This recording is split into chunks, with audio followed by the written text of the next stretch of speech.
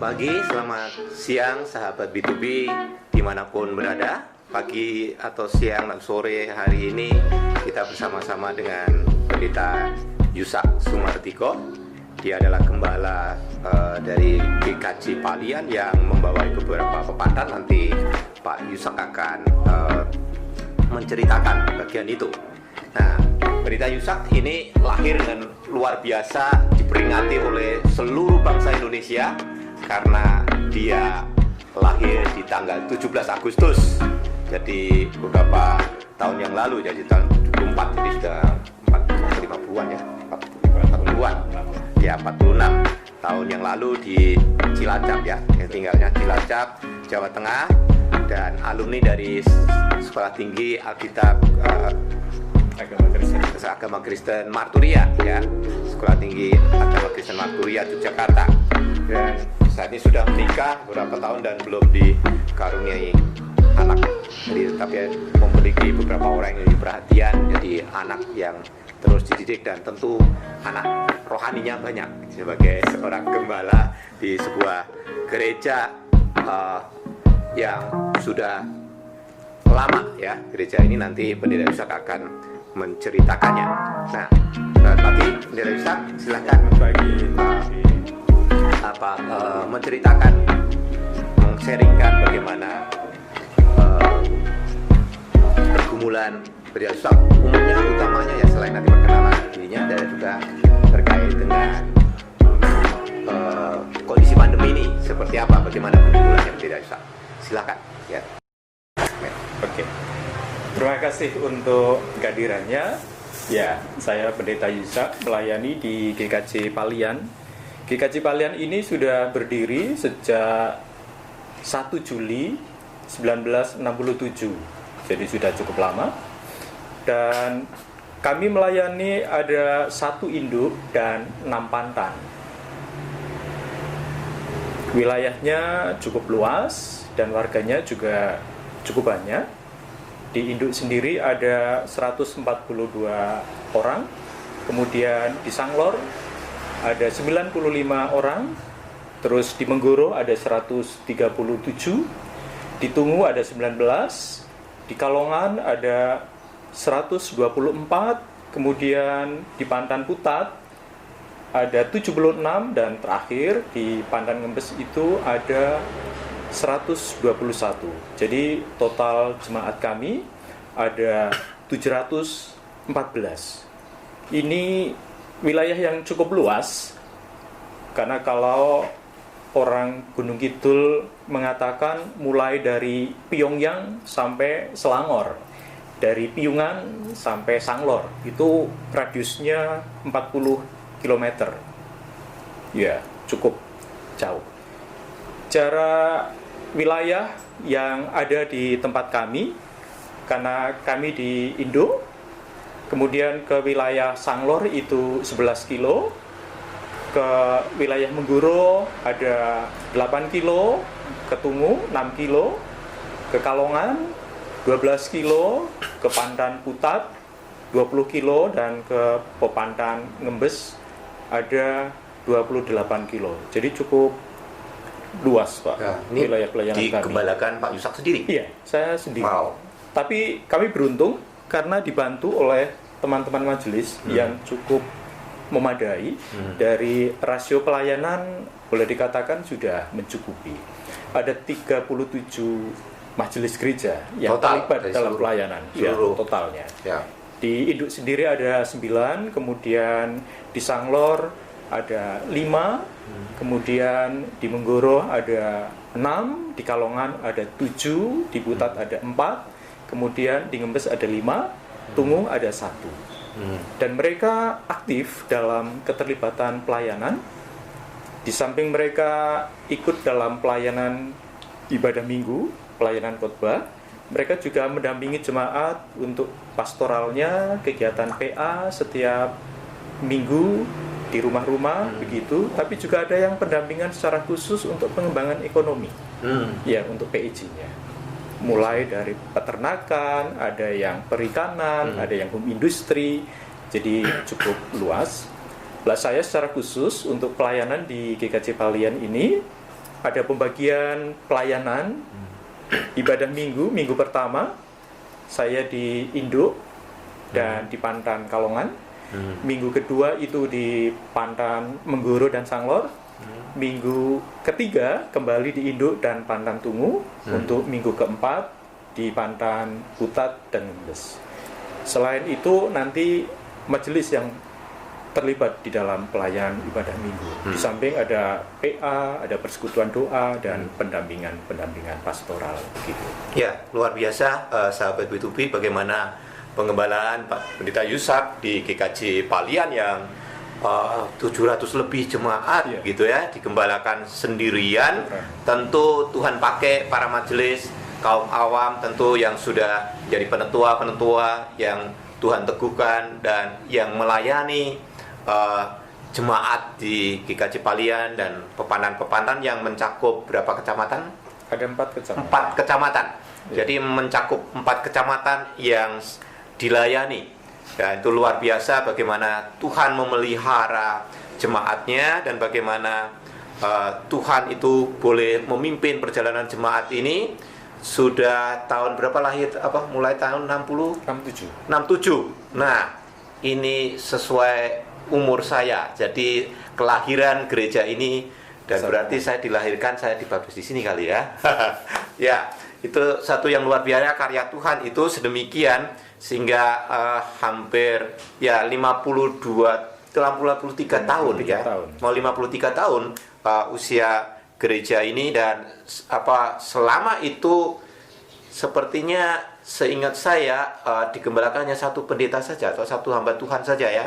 Dan digerakkan oleh tentu pelayan-pelayan kaum awam atau majelis-majelis penetua-penetua yang boleh dipakai Tuhan kan luar biasa di dalam profesinya masing-masing. Mereka boleh melayani Tuhan. Nah, kalau boleh tahu apa aja secara potensi jemaat atau profesi yang sebagian besar ada di GKJ Palian yang Bapak gembalakan? Ya, untuk profesi mayoritas adalah petani dan buruh tani atau pekebun. Mereka ada yang punya lahan sendiri, tapi karena memang wilayah di Gunung Kidul kebanyakan tanah kehutanan, sehingga mereka menggarap tanah kehutanan begitu. Kalau yang pensiunan PNS ada juga, kemudian ada yang guru, ada yang di bidang kesehatan. Sebenarnya lengkap profesi kita. Ada juga yang dosen begitu. Tetapi dari sekian banyak warga tidak semuanya tinggal di wilayah Palian. Itu tantangan kami. Jumlahnya cukup besar, 714, tetapi tidak semuanya bergereja di sini. Ada yang merantau karena situasi tuntutan masa depan ekonomi begitu. Mereka bekerja di luar wilayah Palian. Sehingga kira-kira ya 10% mereka ada di perantauan. Oke, dari 770-an itu ada di perantauan. Ya, betul. Jadi tidak selalu hari Minggu beribadah bersama-sama. Tempat kami. Oh, baik. Ya. Oke. Tapi itu cukup dalam situasi sekarang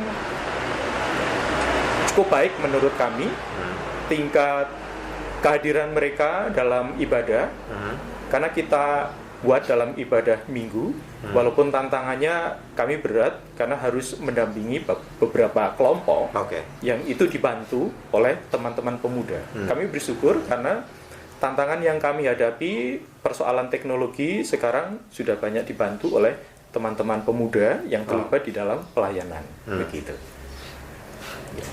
Oke. Jadi kan biasanya tantangan di jemaat di gereja desa atau kecamatan begitu ya, itu karena peluang kerja itu juga ada banyak di perkotaan, di kota-kota besar.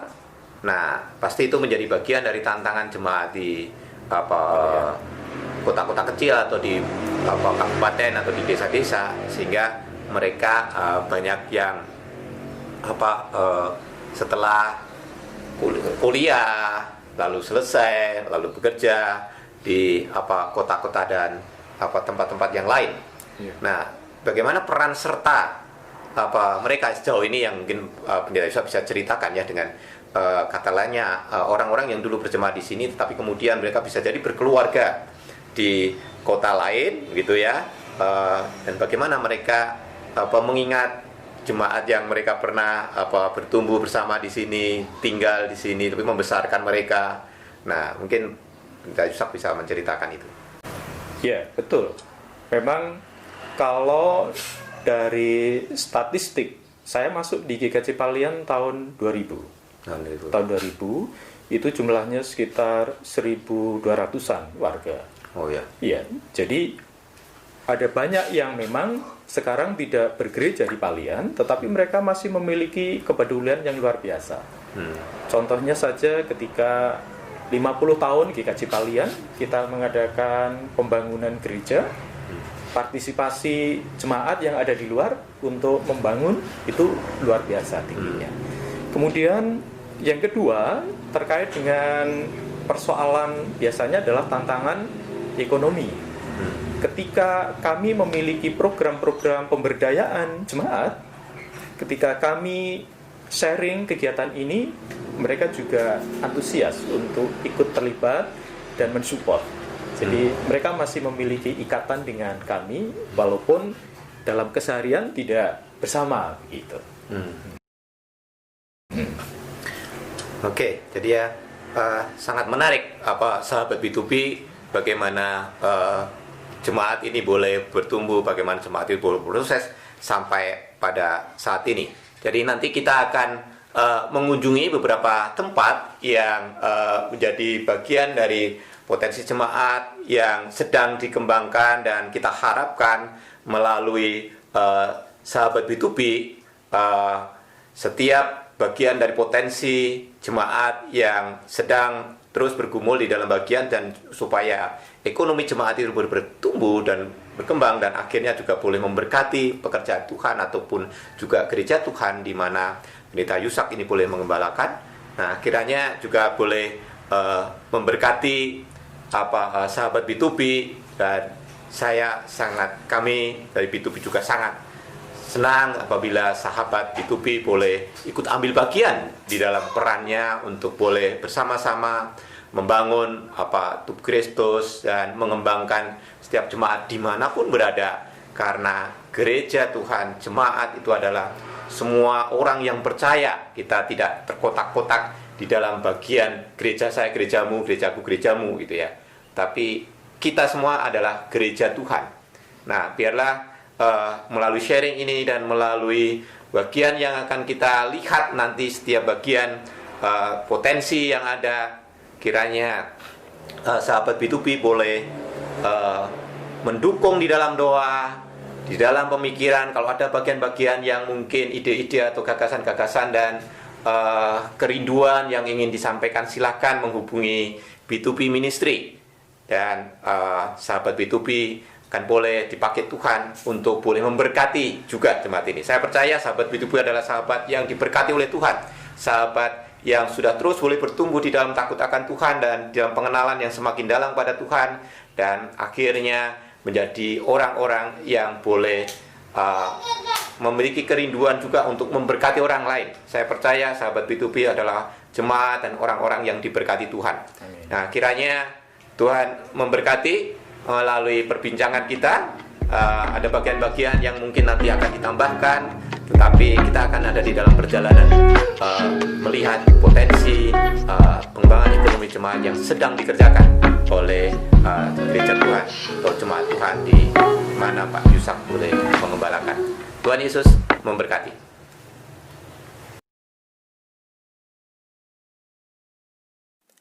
Jangan lupa sahabat B2B untuk like, share, subscribe, dan nyalakan lonceng notifikasi supaya channel ini memberkati lebih banyak orang.